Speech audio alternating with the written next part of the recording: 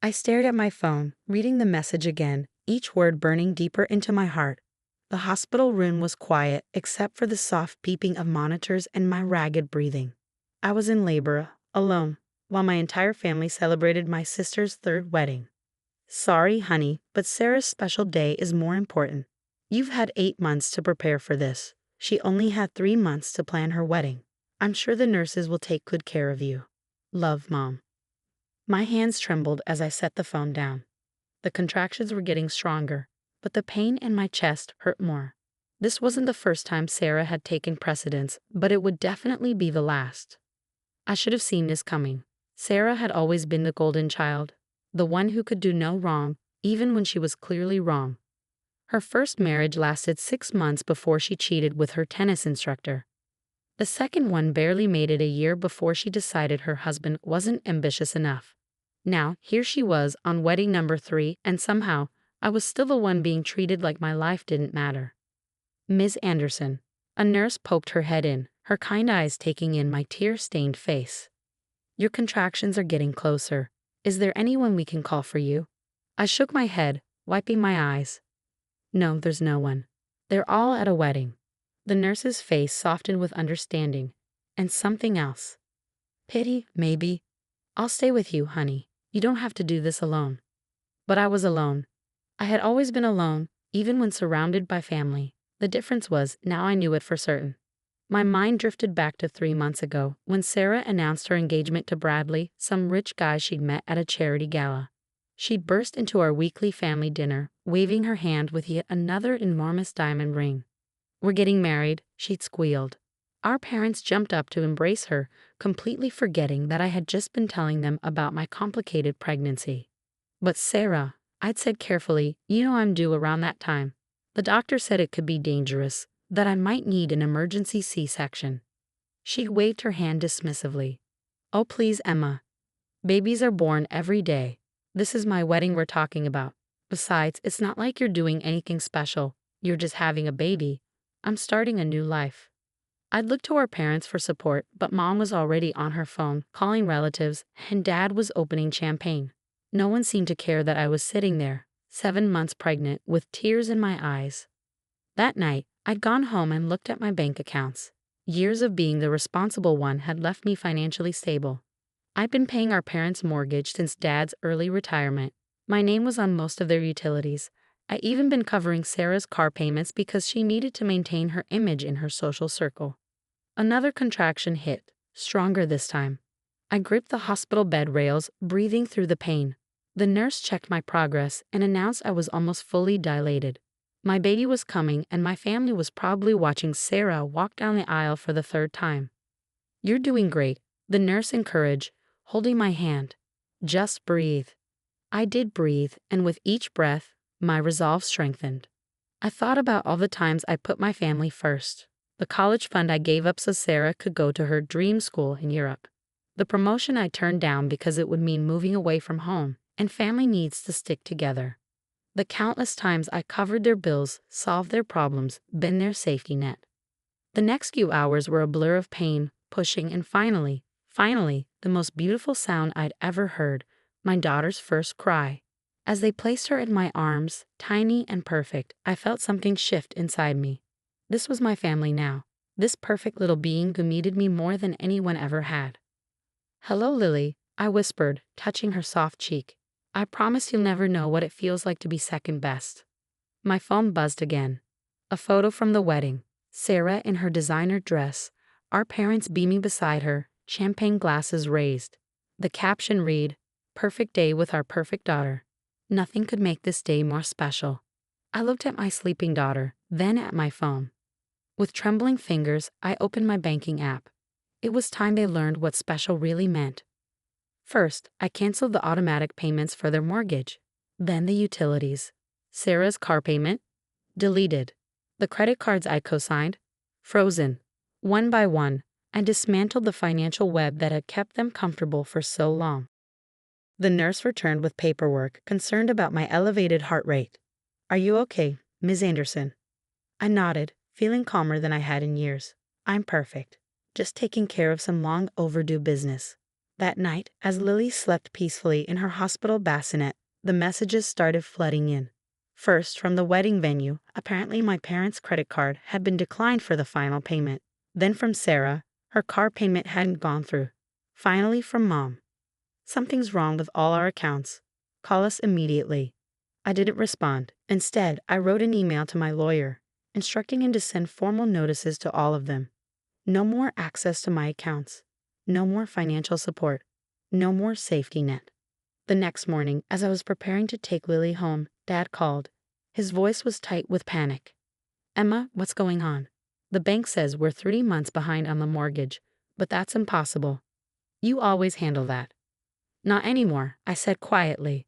I had more important things to handle yesterday, like giving birth to your granddaughter. Alone. There was a long silence. Emma, you know Sarah's wedding was important. More important than your first grandchild? More important than your daughter who might have died giving birth? More important than the person who's been keeping you all afloat for years? That's not fair, he spluttered. We're family. I looked at Lily, sleeping peacefully in her car seat. No, Dad. Lily is my family now, and she'll never know what it feels like to be less important than someone else's wedding. The calls kept coming as I drove home. Sarah was hysterical. Her perfect honeymoon would have to be canceled without my financial backing. Mom alternated between guilt trips and threats. Dad tried reasoning, then begging. I ignored them all. At home, I set up Lily's nursery, the one I prepared myself because my family had been too busy with wedding preparations to help. As I rocked her to sleep that night, I felt no guilt, no regret, just peace. A week passed, then 2. The messages became more desperate. Sarah's new husband wasn't happy about their canceled honeymoon. My parents' perfect life was crumbling without my support. Good. Let them feel what it's like to not be the priority for once. Your father and I raised you better than this, Mom's last voicemail said. How can you be so selfish? I recorded my response while feeding Lily. You're right, Mom. You did raise me better than this. You raised me to believe family comes first. So that's exactly what I'm doing, putting my family first. My daughter will never know what it feels like to be an afterthought. A month after Lily's birth, I received an invitation to Sarah's housewarming party. Apparently, her new husband's family money wasn't quite what she'd expected, and they'd had to downsize dramatically. I sent back a simple response. Sorry, but Lily's nap time is more important. The irony wasn't lost on any of us. As I finish writing this part of my story, Lily is sleeping peacefully in her crib.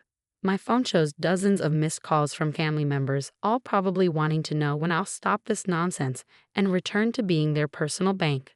But I'm done. The daughter who always said yes, who always put others first, who measured her worth by how much she could give, she's gone. In her place is a mother who knows her value, who understands that sometimes the best family is the one you create yourself. Tomorrow, I'll meet with my lawyer to make everything official. No more shared accounts. No more co-signed loans. No more financial ties binding me to their manipulation. Let them figure out how to live without their safety net.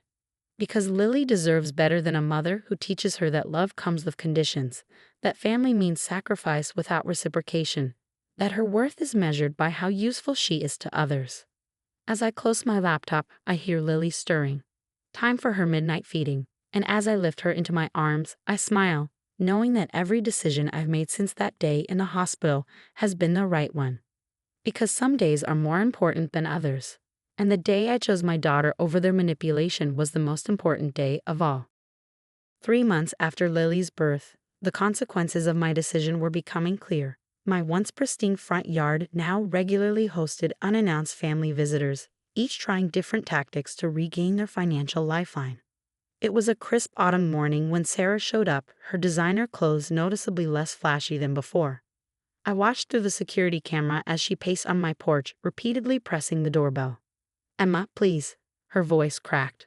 Bradley's family is threatening to annul the marriage. They say we misrepresented our financial situation. I need your help. I adjusted Lily in my arms, her tiny hands clutching my shirt as she slept. The irony wasn't lost on me. Sarah's third marriage was falling apart just as my new life was coming together. Go away, Sarah, I said through the intercom. I'm busy with my daughter. You know, the one whose birth you all missed? That was months ago, she shouted, her composure cracking. Are you really going to hold that against us forever? It was my wedding day. Your third wedding day, I corrected calmly. And yes, I am. Because it wasn't just about missing the birth. It was about every time you were more important, every sacrifice I made, every moment I was expected to give up for you. Through the camera, I watched her face contort with familiar manipulation. Mom and Dad are about to lose the house. They might have to move in with me and Bradley, but we can barely afford our own place now. Is that what you want? I looked down at Lily, peacefully unaware of the drama unfolding outside. What I want is for my daughter to grow up knowing her worth isn't measured by how much she can give to people who only take. Sarah's next words came out as a sob. They've started selling furniture. Dad's looking for work again. But no one wants to hire him at his age. Mom cries every night. We're your family, Emma? No, I said firmly. Lily is my family now. And she's teaching me something important. That real love doesn't come with conditions or constant demands. As if on cue, Lily stirred and began to fuss. I need to feed my daughter now. Don't come back, Sarah. You're not welcome here. I turned off the intercom, ignoring her continued pleas. As I settled into the nursery rocking chair to feed Lily, my phone buzzed with a text from Mom. Your sister just called us crying. How can you be so cruel? We gave you life, raised you, hugged you. You owe us. I typed back one-handed. You're right, you gave me life. And I'm finally living it on my terms.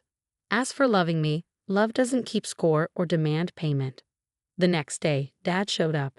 He looked older, tired, his usually pristine golf attire replaced by worn jeans and a faded shirt.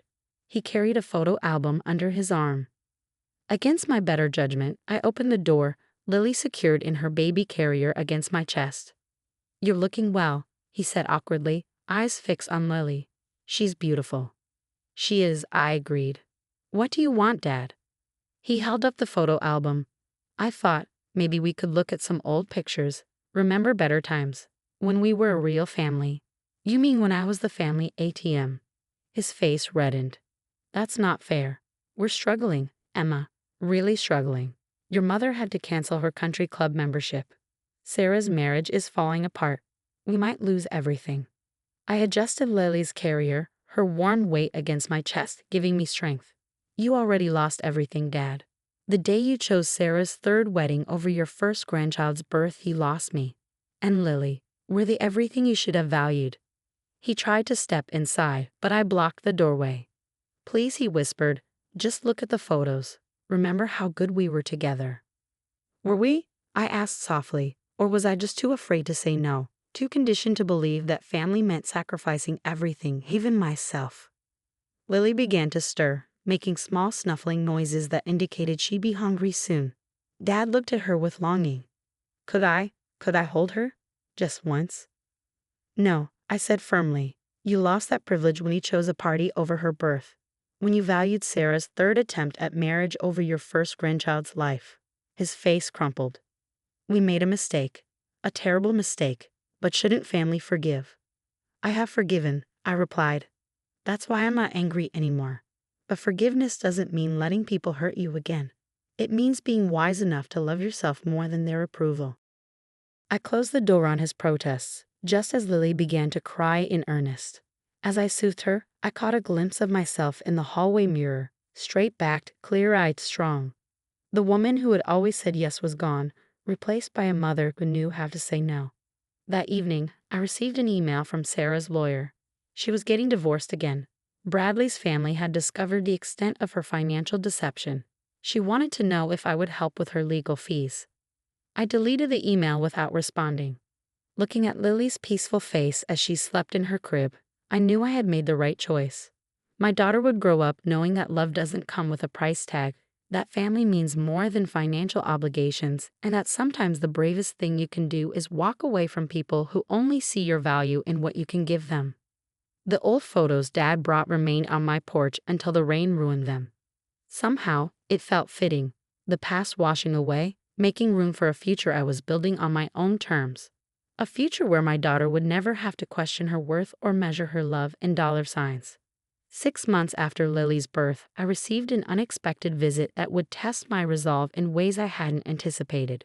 It was my Aunt Jane, my mother's older sister, whom I hadn't seen in years because she'd been banished from family gatherings after calling out Sarah's manipulative behavior at her first wedding. She stood on my porch, different from the other visitors. No desperation, just quiet understanding in her eyes. "You look good, Emma," she said when I opened the door. "Motherhood suits you." I hesitated, then stepped aside to let her in. If anyone could understand my situation, it would be Aunt Jane. She'd been through something similar years ago, choosing to walk away from the family's toxic dynamics. "I heard what happened," she said, settling onto my living room couch while I prepared tea. "About the birth, the wedding, everything. Your mother's been calling everyone, telling her version of events." I laughed humorlessly. "Let me guess. I'm the ungrateful daughter who abandoned her family when they needed her most." Actually, Jane smiled wryly. She's managed to make herself the victim. Apparently, she's the poor mother whose cruel daughter is punishing her for one tiny mistake. One tiny mistake. I set the tea down harder than necessary, causing Lily to stir in her nearby bassinet. They chose Sarah's third wedding over their grandchild's birth. They've been choosing Sarah over everything for years. Jane reached over and squeezed my hand. "I know. That's why I'm here. I wanted you to know you're not alone. And to warn you, they're planning something." My stomach tightened. "What do you mean?" "Your mother called me yesterday, trying to recruit me for their latest scheme. They're planning to show up here on Sunday, all of them. Your parents, Sarah, even some extended family members. They think if they confront you as a united front, you'll cave." I felt the old anxiety rising but pushed it down. They don't know me anymore. The old Emma might have given in, but that person's gone. "I can see that," Jane nodded approvingly. "But be prepared. Sarah's been practicing her tears, and your mother's got quite the speech planned about family loyalty and obligation." I looked over at Lily, peacefully sleeping. "They still don't get it, do they? This isn't about money. It's about respect, about boundaries, about teaching my daughter what real family means." "They'll never get it," Jane said softly. "People like them, they see relationships as transactions. They gave you life, so they think they own you." We talked for hours, Jane sharing stories about her own experience with the family's manipulation. How they tried to guilt her into supporting Sarah's first wedding.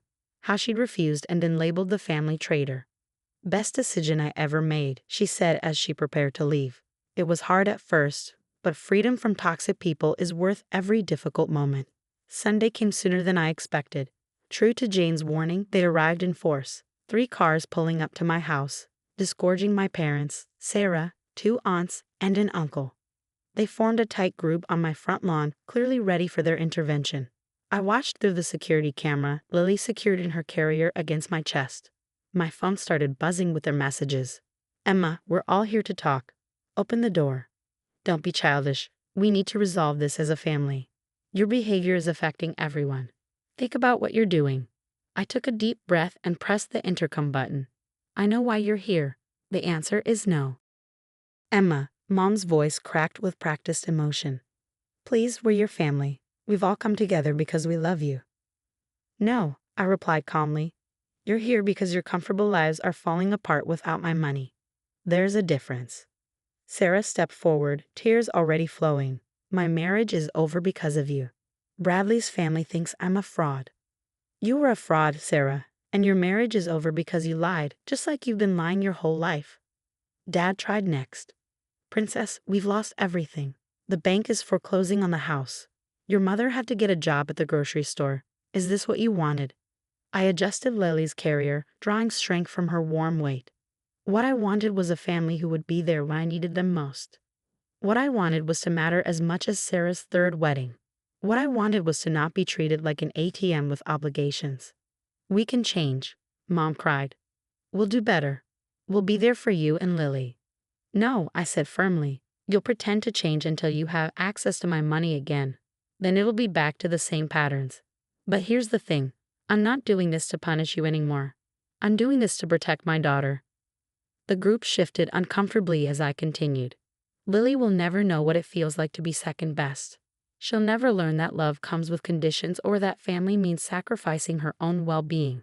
She'll grow up knowing her worth isn't measured by what she can give others." "This is ridiculous," Sarah snapped, her tears suddenly gone. "You're just being spiteful because we missed one day." "One day?" I cut her off. "It wasn't just one day. It was a lifetime of days where I was expected to give everything while you took everything. It was years of putting my life on hold to support your mistakes. It was watching our parents drain my accounts to fund your failures while calling me selfish for wanting anything for myself. Mom started to speak, but I wasn't finished. I've contacted the police. They're on their way. This is your only warning. Leave now or face the consequences. And don't come back, ever. As if on cue, a police car turned onto my street, lights flashing. The group scattered quickly, their united front crumbling in the face of real consequences. As they drove away, I felt Lily stir against my chest. Looking down at her peaceful face, I knew this confrontation was necessary, not just for me, but for her. She would grow up knowing that boundaries are healthy, that love doesn't require sacrifice, and that sometimes the strongest families are the ones we choose for ourselves. That evening, I received a text from Aunt Jane. Heard about what happened. Proud of you, kid. Welcome to the other side of freedom. I smiled, holding Lily close as we rocked in her nursery chair. The other side of freedom, it felt good here. Peaceful. Like finally being able to breathe after years of drowning. 1 year after Lily's birth, I sat in my garden, watching her take wobbly steps through the grass, her delighted giggles filling the air. The past year had brought changes I never expected, all for the better. My parents had finally sold their house, downsizing to a small apartment. Sarah had moved to another state, apparently trying to rebuild her life without an audience. The constant barrage of guilt-tripping messages had dwindled to occasional holiday cards, which I returned unopened. But the most significant change was in me, the anxiety that had once ruled my life, the constant need to please everyone. The guilt about saying no was gone. In its place was a quiet confidence, a certainty that I had made the right choice for both myself and my daughter. Aunt Jane had become a regular part of our lives, visiting weekly with books for Lily and wisdom for me. She watched now from the patio chair as Lily explored her world, fearless and free. You know, Jane said thoughtfully, your mother called me yesterday. I tensed slightly but kept watching Lily. Oh, she's different now. Working at the grocery store has humbled her. She asked about Lily, not demanding to see her, just wanting to know if she's happy. I picked Lily up as she toddled toward me, her small arms wrapping around my neck. And what did you tell her? The truth, that her granddaughter is growing up in a home filled with love, not obligation. That she's learning what real family means. I kissed Lily's curls, breathing in her sweet baby scent. Sometimes I wonder if I was too harsh, cutting them off completely. Do you regret it?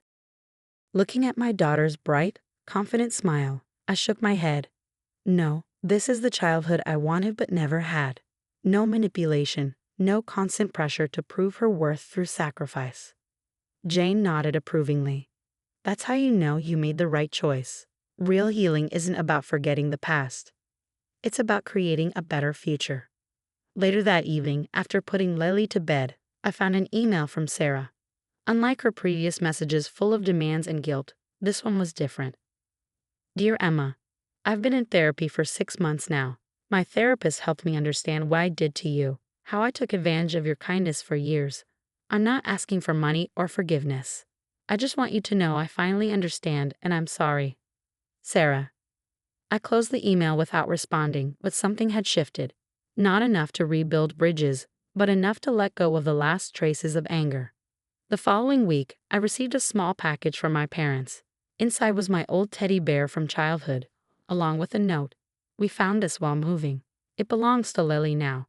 We respect your boundaries and won't ask for more than you're willing to give. Love, Mom and Dad.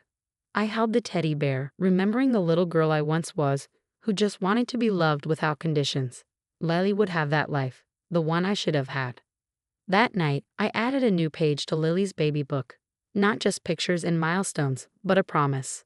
My dearest Lily, a year ago, I made the hardest and best decision of my life. I chose you, your future, your happiness, your understanding of what family should be. You'll grow up knowing that love doesn't come with price tags, that your worth isn't measured by what you can give others, and that sometimes the bravest thing you can do is say no to those who only know how to take. You'll never have to earn your place in this family. You already have it, unconditionally and forever. Love, Mama. As I close this chapter of our story, Lily sleeps peacefully in her crib, clutching her new old teddy bear. The path I chose wasn't easy, but looking at her, I know it was right. Because sometimes the happy ending isn't about forgiveness or reconciliation. Sometimes it's about finding the strength to walk away and build something better. A legacy of love, respect, and boundaries that will echo through generations. And that's the greatest gift I could give my daughter. The knowledge that she never has to choose between her worth and her family's demands. Because real family lifts you up, it doesn't weigh you down.